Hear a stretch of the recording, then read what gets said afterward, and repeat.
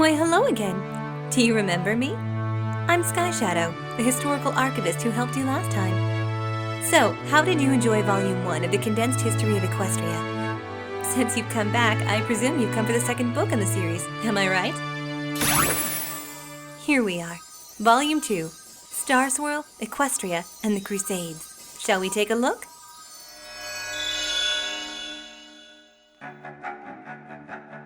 When the Three-Way War was approaching the end of its fourth decade, a certain unicorn stallion began to make a name for himself.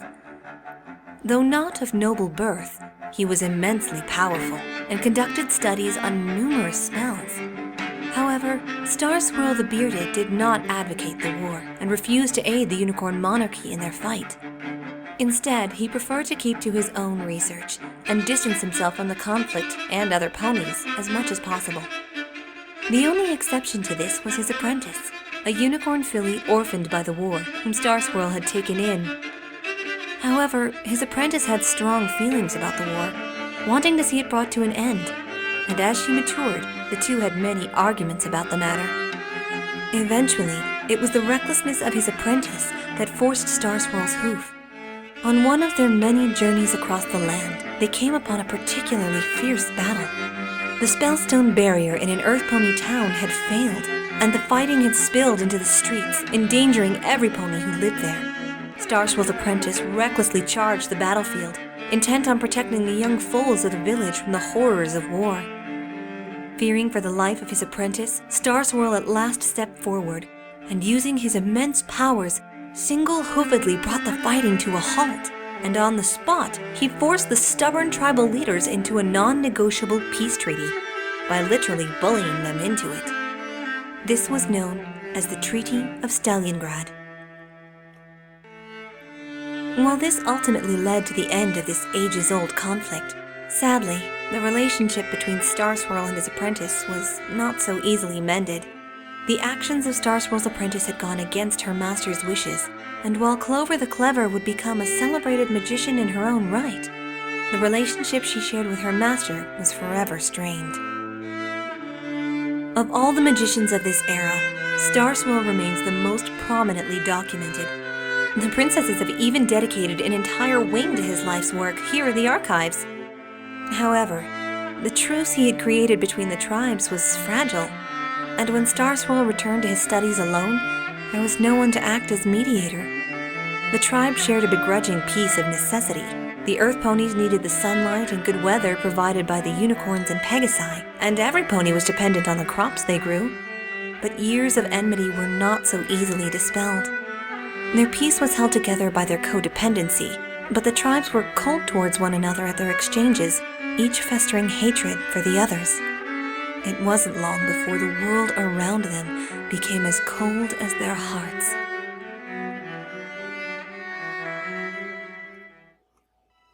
Almost eerily, a terrible blizzard descended upon the tribes. Earth ponies could not grow their crops, Pegasi couldn't control the ice and strong winds, and the sun was lost behind a dark layer of clouds. Beset by cold, mounting snow, and famine, tempers ran high at the tribal summit. They all blamed one another, and the only thing keeping them from another war was, ironically, the storm itself. No pony was willing to take unnecessary risks in such wild weather. Unable to come to a mutually beneficial conclusion, the leaders of all three tribes began to seek a new place to live. Since you've no doubt been to at least one hearth-warming pageant, I'm sure you know the rest of the story.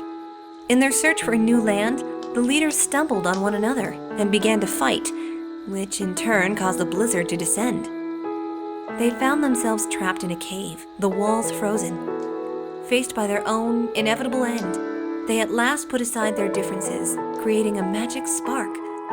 That spark exposed and defeated the Wendigos causing the blizzard, forming lasting bonds of friendship between the tribal leaders and their attendants. And thus, the nation of Equestria was founded. Of course, establishing a new country was much more difficult than the hearth-warming pageants might have led you to believe. Many ponies still harbored their prejudices toward the other tribes and were reluctant to trust them. So the leaders began slowly, taking small groups of their most loyal followers to establish towns in the new land, which nowadays is considered to be central Equestria. In each settlement, they place an equal number of unicorns, earth ponies, and pegasi, forcing them to work together to build their new home. This created a bond between them, and as time went on, more such settlements were made. Eventually, the unity started by these small towns spread to all the outlying territories, and soon, ponies of all three tribes could be found all across Equestria. And overseeing it all was the High Pony Council, a government fashioned after the Cloud Senate of Hebanopolis, where the tribal leaders acted as representatives and listened to the concerns of delegates to solve Equestria's problems. Unfortunately, not every pony was so welcoming to these new changes. Delegates of the council were chosen by fair election to represent the concerns of their town or region. But in the old kingdom of the unicorns, governing typically fell to the nobles. Suddenly ousted from their former positions, many nobles were unhappy with the new regime. They believed themselves entitled to the lands and tithes they once collected in the name of the crown. Now, they were expected to contribute in return, while the duties of governing and tax collection fell to the delegates. Of all the nobles angered by this change, none were as vocal as Prince Pyrite, a distant relative and former suitor of Princess Platinum. And while the princess served as one of the tribal representatives of the Unicorns at Council, Pyrite was plotting rebellion. Pyrite gathered together all the malcontent nobles and declared their lands as independent of Equestria, with Pyrite himself as king. Pyrite, however, was not a good planner, and while his cohorts were preemptively celebrating their victory, the peasantry disagreed. When the united armies of Equestria arrived to lay siege, Pyrite's subjects happily assisted in turning him over to Princess Platinum and the other Equestrian founders. And while you may not recognize the name of Pyrite's defection, Fool's Gold's rebellion is well remembered. Several generations after the rebellion, Equestria faced a different kind of revolution. Now that they had established themselves as a nation whose peoples were unified, their curiosity about the world beyond their borders began to increase. There was also a revival in the old belief of alicorns as deities, and many saw their vanished kingdom as a sort of lost Holy Land. Many ponies were inspired to seek it out, but none of these smaller expeditions were as momentous as the Crusades. These were a series of large-scale quests into the lands beyond Equestria, organized by the High Pony Council, as well as Equestria's first real contact with outside civilizations. Their impact on early equestrian living was enormous, bringing in trade of new goods, new ideas, and new species. But they also sometimes brought other things, like disease or war. The first land to be encountered was a prosperous and magically advanced kingdom to the north, inhabited by a race of ponies very similar to Earth ponies, but possessed of gemstone radiance and magic, the Crystal Empire.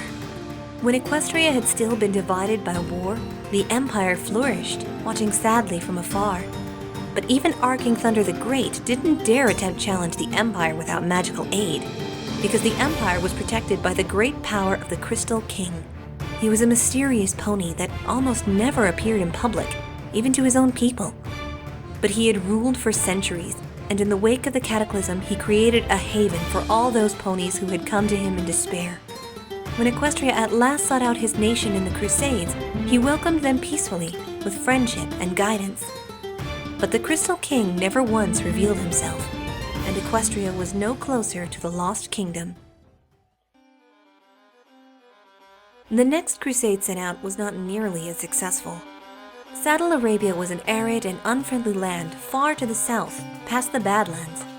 Its inhabitants built their lives around the few rivers and oases to be found, a country made up not of ponies, but horses.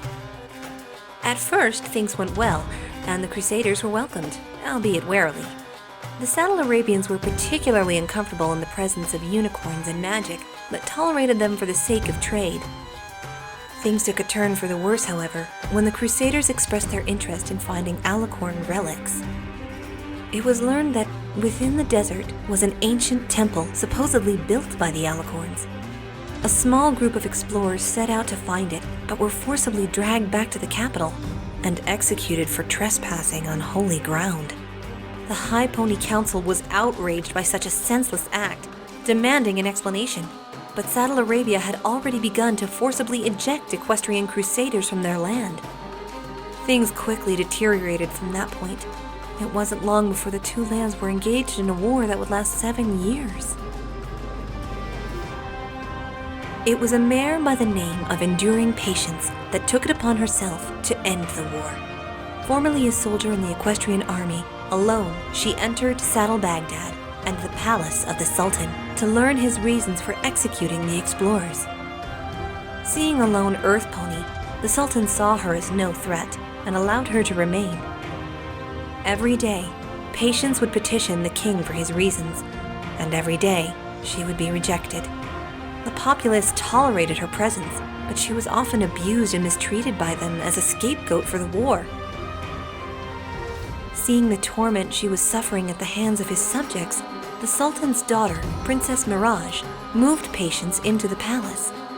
There, Enduring Patience was taught about the culture and beliefs of the Saddle Arabians, slowly coming to understand their ways. And as she befriended Princess Mirage, the princess too began to plead with her father to talk to the mare. Seeing her determination, even as she came to embrace his culture, the Sultan at last acquiesced to Patience's request to an audience and explained his reasons. In Saddle Arabian history, they too had fallen under Alicorn rule in the past.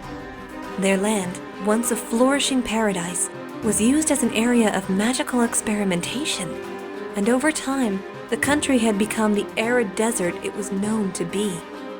And the Saddle Arabians, a species further behind in cultural advancement than the favored Equestrians, had been used as slave labor by the Alicorns, watching helplessly as their once beautiful land was drained of all life by Alicorn spells. The temple in the heart of the desert was the only remaining structure of the Alicorns' rule, sealed by powerful magic. To the Arabians, it was a cursed place, a reminder of their terrible past. And while they had welcomed the Equestrians in their land, the unicorns had made them anxious. They were afraid of their magic, that they might breach the walls of that cursed place and reawaken the horrors that had bound them in the past. Patience returned to Equestria to tell the council what she had learned. In exchange for agreeing to leave the desert temple alone, Saddle Arabia's Sultan issued a personal apology to Equestria and her people.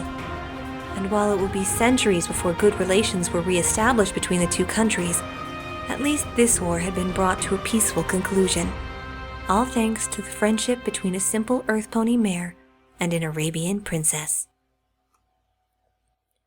And there you have it, Volume 2 of the Condensed History of Equestria. The next volume is really interesting. It details famous ponies like Galileo and the Age of Chaos. You want to check them both out? Sorry. The archives only allows ponies to check out one tome at a time from this section. We're not exactly a standard library. There's any number of protection spells in the books, as I'm sure you've noticed. Didn't have to return your first book, did you? That's because there's a time teleportation enchantment on the books that automatically returns them to the archives when they're due. It even puts them back on the shelves in order for us. If you like, though, I can keep Volume 3 on hold for you until your next visit. I hope you enjoy your history. Well, until next time.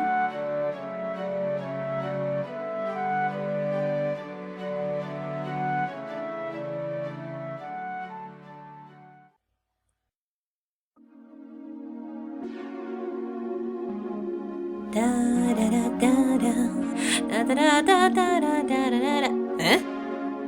What? You again? Didn't I send you home already? I thought I told you before, this area is off limits. Out. Out, out, out, out, out, out, out. Ugh. Weird. Why are they getting in here so often? Unless... Nah, couldn't be. Right?